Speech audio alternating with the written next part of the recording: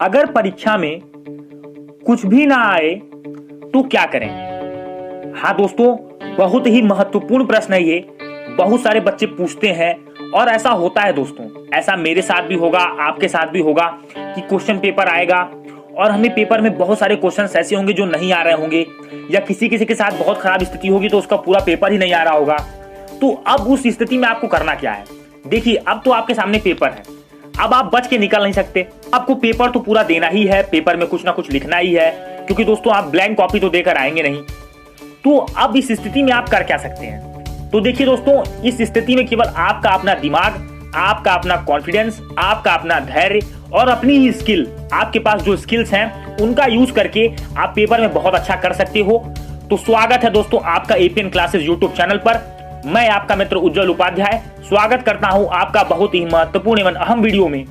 आज मैं दोस्तों आपसे बात करने वाला हूं इसी समस्या पर कि अगर आपको क्वेश्चन पेपर में कुछ भी ना आए तो आप करें क्या? कैसे आप बिना घबराए हुए, कैसे आप बिना अपना धैर्य खोए हुए पूरे पेपर को सरलता पूर्वक करें और आसानी से अटेम्प्ट कर लें। देखिए दोस्तों, ऐसा बहुत बार होता है।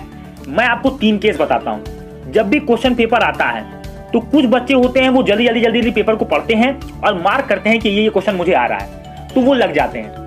कुछ बच्चे ऐसे होते हैं जो पेपर को धीमे धीमे पढ़ते हैं और एक एक क्वेश्चन को एक एक बार में पढ़ते हैं और करते चले जाते हैं। कुछ बच्चे ऐसे होते हैं जो पेपर पढ़ते हैं, उनको कुछ भी नहीं आ रहा होता है, उनको पता ही नहीं लगता है ये तो पेपर कैसा आ गया, पेपर में क्या करना है, कैसे मैं पेपर में आगे बढ़ूं। तो दोस्तों ये वीडियो उन्हीं बच्चों के लिए है जो घबरा जाते हैं पेपर को देखकर, जो ये सोचते हैं मुझे कुछ भी नहीं आ रहा, अब मैं क्या करूं, अब तो मैं फेल हो गया।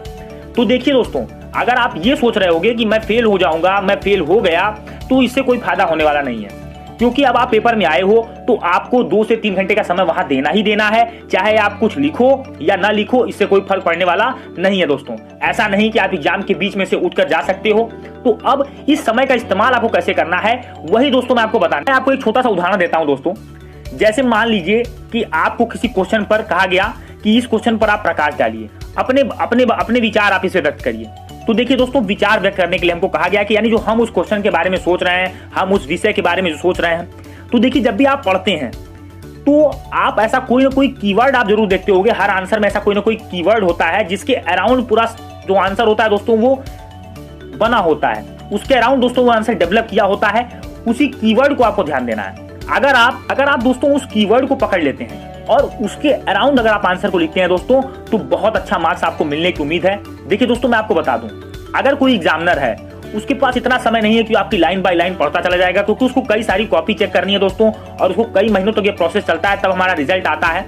तो बिल्कुल आपको अपनी स्टार्टिंग जो रखनी है, आप जो कीवर्ड पकड़े हैं उसके अराउंड ही आंसर आपको लिखना है। आपको उधर से डेविएट आप मत होइएगा, क्योंकि दोस्तों ऐसा कुछ भी नहीं है। आप क्वेश्चन को पढ़ेंगे तो आपको कुछ ना कुछ आइडिया लगेगा और आपको कुछ ना कुछ दिमाग में रिकॉल होगा, आपके दिमाग में कुछ ना कुछ क्लिक करेगा। जो दोस्तों आपके दिमाग में क्लिक करेगा, जो वर्ड कीवर्ड, उसी कीवर्ड के अराउंड आपको पूरे आंसर को फ्रेम कर देना है। और देखिए, आंसर फ्रेमिंग दोस्तों एक कला है, ये आप धीमे धीमे सीखोगे तो आपको आएगा। ऐसा बहुत सारा होता है दोस्तों, ग्रेजुएशन में भी हम लोग जाते हैं, कहीं भी हम लोग जाते हैं तो बहुत सारे क्वेश्चन हमको नहीं आते हैं, लेकिन हमारे पास एक कीवर्ड होता है, एक मूल शब्द होता है जिसके अराउंड, जिसके दोस्तों चारों तरफ हम अपने आंसर को फ्रेम कर देते हैं, अपने आंसर की बनावट ऐसा करते हैं ताकि एग्जामिनर को भनक भी ना लगे कि हमें आंसर नहीं आ रहा है। यही काम दोस्तों आपको करना है। अगर आप इस काम को करने में सफलता पा जाते हैं तो आप बहुत अच्छा मार्क्स उठा लेंगे। दूसरी टेक्निक मैं दोस्तों आपको बता दूं, जब भी आपके पास क्वेश्चन आए तो क्वेश्चन को देख के घबराइएगा नहीं। ये सोचिएगा कि मैं इस क्वेश्चन को पहले पढ़ूं, क्योंकि दोस्तों जब आप उसको बार बार रीड करेंगे ना तो आपके दिमाग में एक पिक्चर क्रिएट होगी। पिक्चर का मतलब विजुअलाइजेशन आएगा कि क्वेश्चन क्या है, अगर मैं इस सिचुएशन में रहता तो मैं क्या करता। तो यहां पर आपको सोचना होगा। जैसे आपसे कुछ पूछा गया प्रकाश क्या है, तो अब आप प्रकाश के बारे में सोचने लगिए। तो प्रकाश के बारे में आप जो सोच रहे हैं वही आप उस चीज को लिख दीजिए। बिल्कुल दोस्तों, तो विजुअलाइजेशन से भी बहुत सारे आंसर हमको आते हैं। हम जब सिचुएशन को विजुअलाइज कर लेते हैं, जैसे मान लीजिए जैसे अब लड़ाई के बारे में क्वेश्चन पूछा गया, 1857 का संग्राम पूछा गया, तो कुछ ना कुछ आपके दिमाग में क्लिक करेगा। रानी लक्ष्मीबाई, तात्या टोपे, दोस्तों इस तरह से चीजें आपके दिमाग में आएंगी और आप उन चीजों को लिखते चले जाओगे।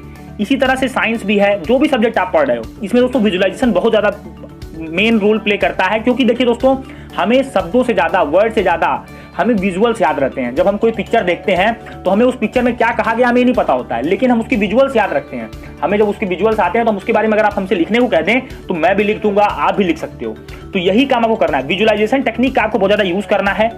तीसरा काम दोस्तों आपको करना है, मैं आपको बता दूं, जब भी क्वेश्चन पेपर आपको मिले तो आप पहले उन क्वेश्चंस को दोस्तों जो क्वेश्चंस आपको नहीं आ रहे हैं, मतलब जो क्वेश्चंस आपको एकदम नहीं आ रहे हैं, उसमें आप क्या करो, कुछ ना कुछ रिलेटेड टॉपिक उससे देखो कि क्या मैं रिलेटेड लिख सकता हूं। कई बार दोस्तों क्या होता है ना कि क्वेश्चन में ही कोई ऐसा वर्ड दिया होता है जिसके अराउंड हम अपने आंसर को कनेक्ट करके लिख सकते हैं, यानी उसके रिलेटेड हम लिख सकते हैं। कई बार ऐसा होता है कि ऊपर नीचे में क्वेश्चन रिलेटेड में होते हैं, तो हम क्या करते हैं, उस क्वेश्चन का आंसर कई बार हम इसमें भी दोस्तों इंक्लूड कर लेते हैं। होता क्या है, जब आप ऊपर का स्टार्टिंग अच्छा रखोगे तो आपका आंसर अगर बीच में थोड़ा ढीला भी है, बीच में आप थोड़ा सा डेविएट भी हो रहे हो, तो उतनी प्रॉब्लम नहीं होगी। लेकिन स्टार्टिंग दोस्तों आपकी बहुत अच्छी होनी चाहिए, उसी को आपको ध्यान रखना है, यही काम आपको करना होगा। रिलेटेड आप लिखो, क्योंकि क्वेश्चन पेपर में जब आप क्वेश्चन छोड़ दोगे तो कोई मार्क आपको नहीं मिलने वाला है। बिल्कुल, अब आपको पेपर तो आ नहीं रहा है, तो देखिए दोस्तों, अब आपको पास होना है, तो पास होने के लिए आपको सब कुछ लगाना होगा, साम दाम दंड भेद, जो भी आपके पास स्किल है, जो भी आप रखे हो अपने तर्कस के तीर में दोस्तों, उसको लगाना होगा आपको अपना हर तीर इस्तेमाल करना है एग्जाम, क्योंकि अब आपको पता चल गया है कि इस पेपर में मुझे कुछ नहीं आ रहा है,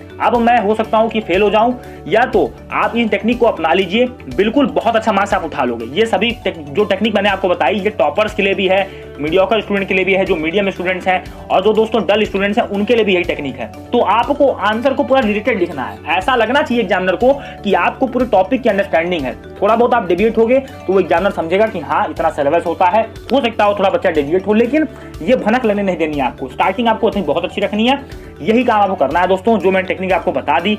उम्मीद है आपको वीडियो बहुत पसंद आया होगा। वीडियो को आप लाइक कीजिएगा, चैनल को आप सब्सक्राइब करिए, नोटिफिकेशन बेल को टैप करिए दोस्तों। जिस भी टॉपिक पर डाउट हो अपने कमेंट सेक्शन हमें नीचे भेजिए। मिलेंगे दोस्तों अपने अगले वीडियो में, के लिए थैंक यू एंड